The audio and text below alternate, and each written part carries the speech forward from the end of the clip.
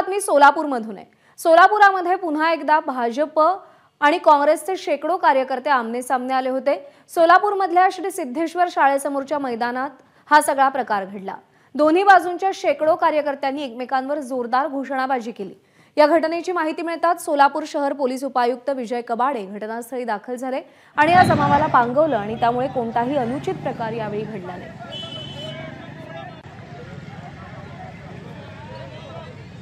हे 2 महिने झाला आम्ही सर्व राबतोय।